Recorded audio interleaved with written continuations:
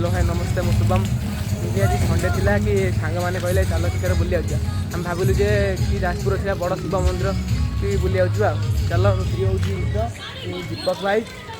ये हूँ छोटू बारिक बदर ये सुदर्शन चलो देखिए आग कौन हो।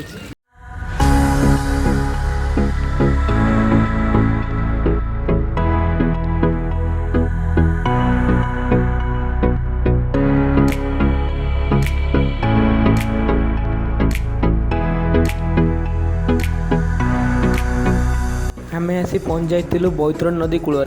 जार अन्य नाम हूँ दशासन घाट। यही दशासन घाट में एठाकार लोक मैंने अस्थि विसर्जन और पिंडदान करती। ए नदी काउड़ी मैंने पानी उठाई शिवंग उपर पानी दियंती।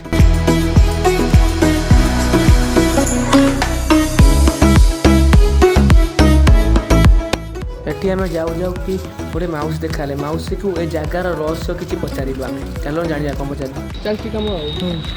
एईटा माउसी कौन से जो पछरे सेटा कौन सेटा बोली है तो जो पोलोटा नहीं नहीं पोलोटा प्लस हम से जो मंदिर एडी महाबारुणी केतल सब कौन हो चैत्र मास हबो। अच्छा महाबारुणी चैत्र जो नईटा को कौन कहते गोटे को नहीं ए दशासिनी माने बैतरणी रही पुरा नहीं बैतरणी कि दशासिनी घाट को एडी कौन पिंड दान दिया कर माने एत इच्छा तो दे परंतु सब वही खुला हाँ से जो बोधे छोट छोट जो घर देखा जो से सब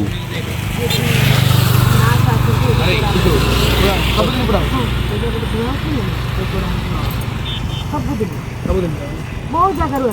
केते वर्ष हो बहुत दिन आपण देखिए जन्म देखिए हाँ से रहस्य अच्छी कि माउसी एटी कि रहस्य अच्छी कि सेमती किसी नहीं एटी कंपनी खुला हला कि ना बैतरणी नई रे जो ये करे सेटा कोठी एडी गाधई की जो जानती माने से घाट रे गाधई पानी लेके जानती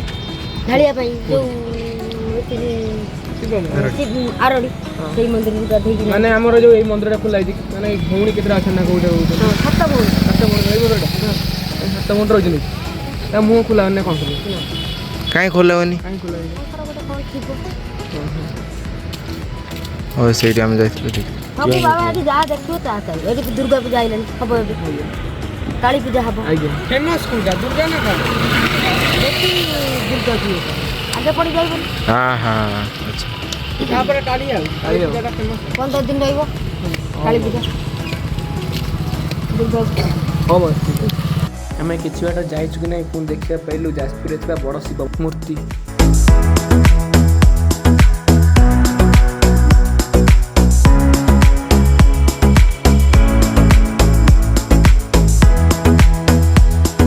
मूर्ति पाखे पहुँची आम 12 गोलार गोष्ठीर सब पिला माने चलिलु ऊपर को देखा।